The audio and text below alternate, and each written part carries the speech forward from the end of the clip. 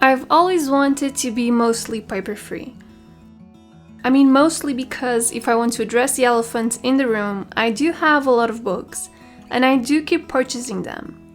I've been transitioning, however, to a different routine where I tend to purchase audiobooks when I want to learn more about things that I can mostly find in self-development books. And I will leave the fiction titles to their paper format.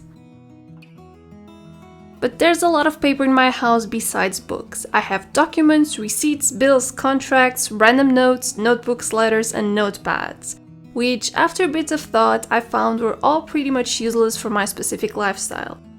And for a 500 square foot apartment, they were taking up valuable space that I could just use to organize other things better. I currently have almost an entire Kallax unit that is full of these scraps of paper, and I've promised myself that I would take care of this issue until I stopped working from home. So this is the video that shows you the whole process behind this little project. So the first thing was actually taking everything out of that unit and piling each document according to topic: car-related stuff, contracts, old college notes, letters, etc.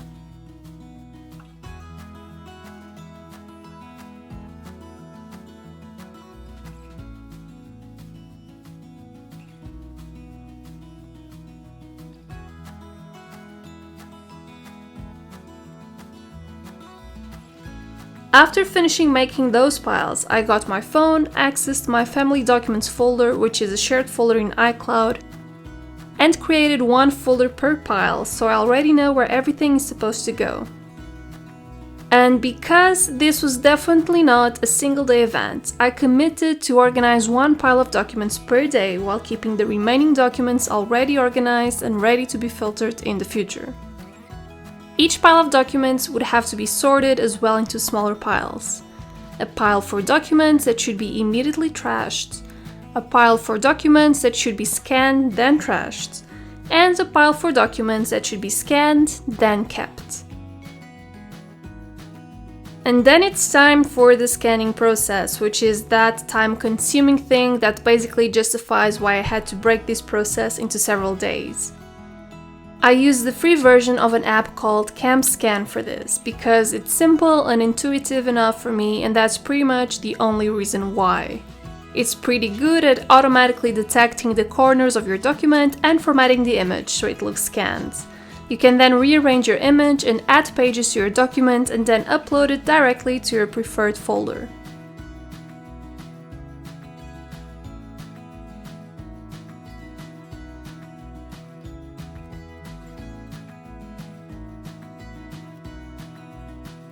If you've watched my video on 10 tips to organize digital files, then you know that I believe you should always use the same naming system for all of your digital files.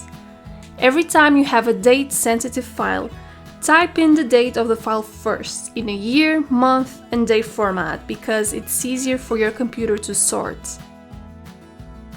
Follow that with the name of your file and then add in any kind of specification or version-sensitive data that is able to distinguish that file from other versions. And that's pretty much it. Any kind of complicated organizing system will just make looking for your files a living nightmare. Also, don't add dates if your files are not date-sensitive, and keep everything as short and simple as possible. While I was scanning documents that had to be kept, I used a simple red dot on the right upper corner of each scanned page to mark that that page was scanned and properly filed. Then I tucked the document away in its folder again. After I gathered the documents that were marked to be kept, I filed them as neatly as possible in one folder only, and just took that to the basement because it definitely doesn't need to be kept in the apartment. Then, all of a sudden, I had a lot of space to use and organize other things that were just lying around. And that's pretty much the whole process behind this small project.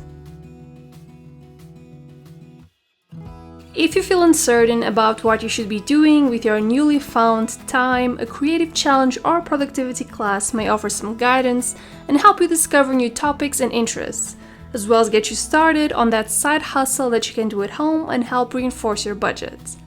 And to get inspired and delve into thousands of courses, there's no one out there better than Skillshare.